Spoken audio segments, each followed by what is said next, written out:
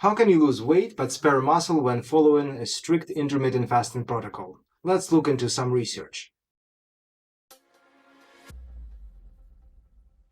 Hello, I'm Dr. Sam, this is Dr. Sam's Health, and I hope you are not tired of me talking about intermittent fasting. That will be the third video I'm making on that, and I must say that I'm very excited about the information that I would like to share with you today. So you see, I made a couple of videos about intermittent fasting, about potential pitfalls of intermittent fasting, specifically the idea that you might be losing some muscle or lean body mass if you're following a very strict protocol, or protocol that involves a pretty large fasting window. And I generated these videos based on my own understanding of things. And some of you might say that, I'm just like making it up. It's like my fantasy.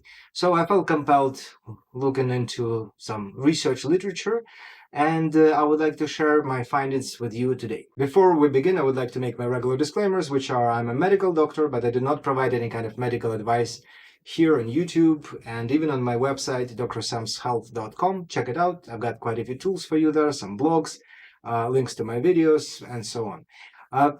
What I do here is I'm just sharing my opinions that are based on years of studying medical school, my personal experiences, my research, but these opinions do not necessarily represent the opinions of my governing bodies, my universities, colleges, my profession, psychiatry, or medicine in general.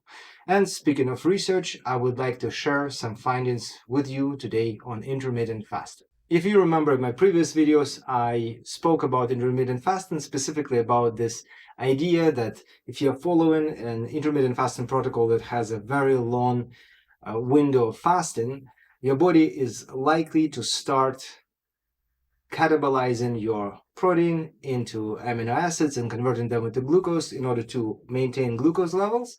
And that will eventually lead to some insidious lean body mass loss or muscle loss. And also, when you are consuming all the nutrients in one sitting, large quantities of them, or in a short period of time, there is a spike of glucose, spike of insulin, and some of this glucose might be converted into fat.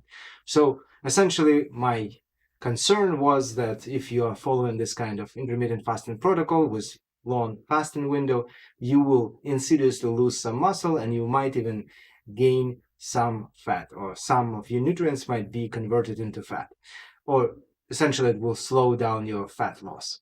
So I don't want to be the guy who's just like talking about stuff based on my imagination. I did some literature search, and I find quite a few articles on time-restricted eating, actually high quality ones. There are some meta-analysis, systematic reviews already, which is great.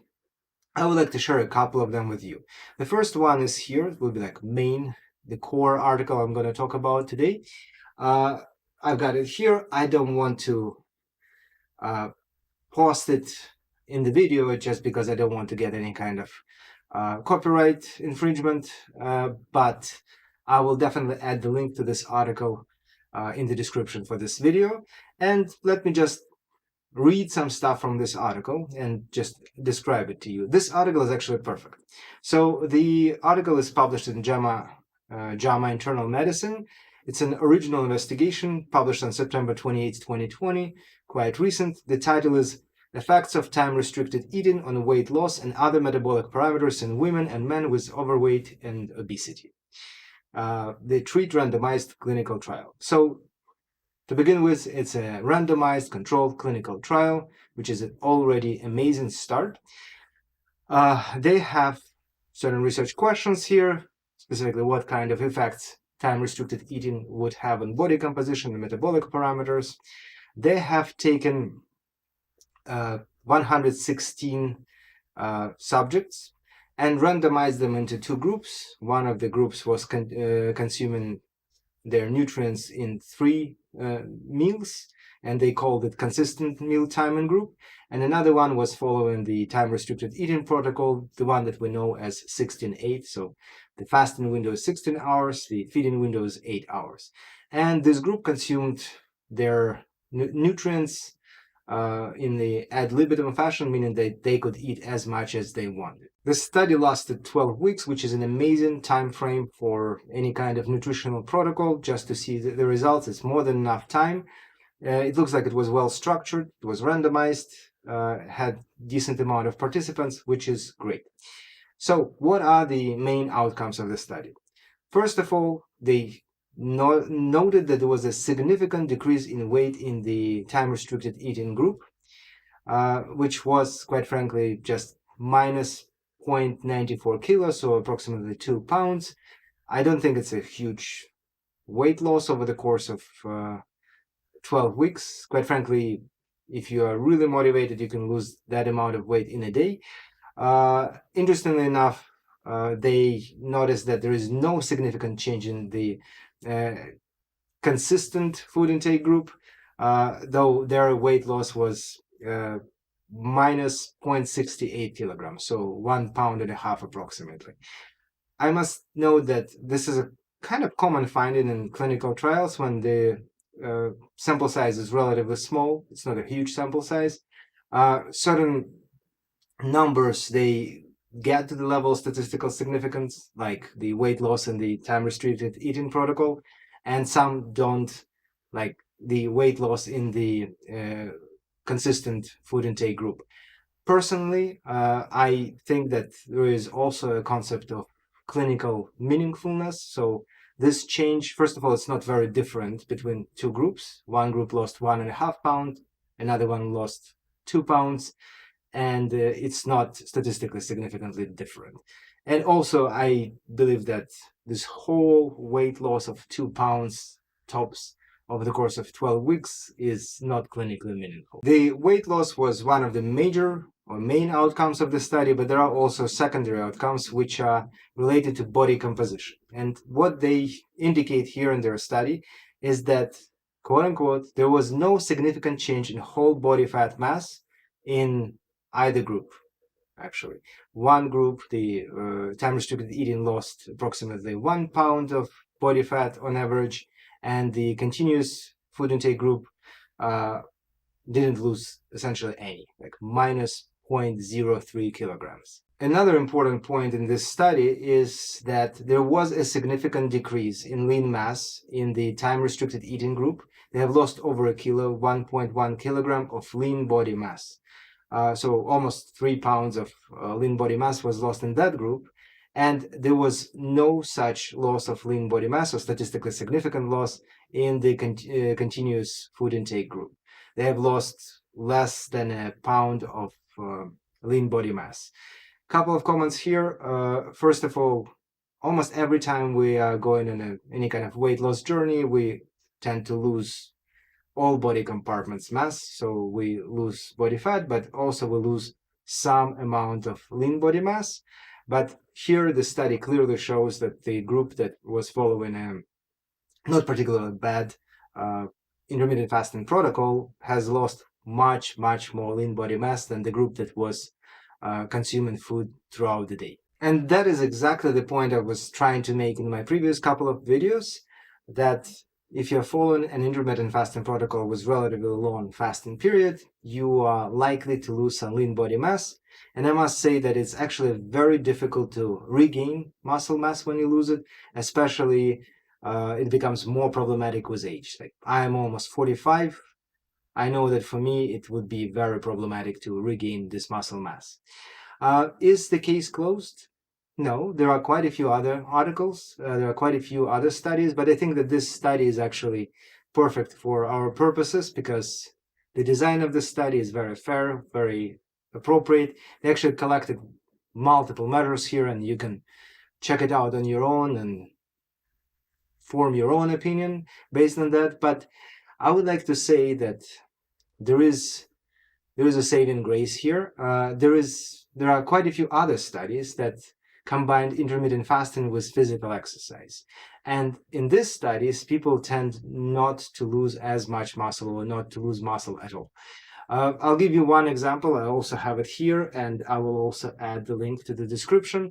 The study is published in the Journal of Translational Medicine in October 2016. The title is Effects of 8 Weeks of Time-Restricted Feeding, 16 to 8, on basal metabolism, maximal strength, body composition, inflammation, and cardiovascular risk factors in resistant trained males. So this study was conducted in resistance-trained males who continued to work out, and this study essentially showed that if you are exercising, you will likely save your muscle just because exercise gives you some anabolic uh, stimulus to regrow your muscle. And in my previous video, I was actually talking about this balance between uh, losing muscle due to metabolic demands of your body and at the same time building some muscle because you're exercising. So that was one of my potential solutions for sparing your muscle when you're going on intermittent fasting protocol. Okay, now we have reviewed these two studies very quickly. Obviously, it's far from like full critical appraisal of these articles, but I think you got the taste of what research says about time-restricted eating. You can explore this area on your own. Instead of making multiple videos on each and every article available, I would like to share with you my thoughts or my solutions for potential muscle wasting when you are going on intermittent fasting protocols. First of all, as I spoke in my previous video, try to maximize the feeding window. Try to spread out your meals during this feeding window. Actually, I was talking about the feeding window of several hours, 6, maybe 8. Both of these studies are based on 16 to 8 protocols, which are essentially the most commonly used ones in my understanding. And still in one of them, there was some loss of muscle. But additionally, what I would suggest is optimizing your protein intake, exercising. Exercise is amazing for every single aspect of your life. It improves your mood, helps with anxiety, it helps with metabolic health. We use exercise for pretty much everything. Our bodies are created for movement, for exercise, and I believe that exercise is an amazing tool for all these purposes, but also for sparing your muscle when you're going on an intermittent fasting protocol. So these are my 3 suggestions that I hope will help you spare muscle and not lose muscle while following intermittent fasting, and whether you are trying to lose weight or improve your metabolic health in general. These suggestions, as you could tell, they are based on some research and, again, my understanding of physiology and biochemistry. Also, I would like to add that likely I'll be like wrapping up my videos on intermittent fasting. I think I'll make one more. This video will be dedicated to the largest study on intermittent fasting called Zoe Big If study. If it stands for intermittent fasting. It's actually a very catchy, cool title for the study. I've got some thoughts on that study, and it was popularized recently. A lot of people were talking about it, so I definitely feel compelled to make a video on that. So that's pretty much it. If you like this kind of videos, please hit the like button, subscribe, hit the notification bell so you don't miss a thing. Check out my website, drsamshealth.com. Check out my book, The Rational Diet. I actually talk about intermittent fasting there too. And stay in touch, leave comments, ask questions. I'm always happy to interact with you. Thank you so much for your attention and your time. I hope you like these videos, and I will be working on the next one, which I will publish within the next several days. In the meantime, all the very best.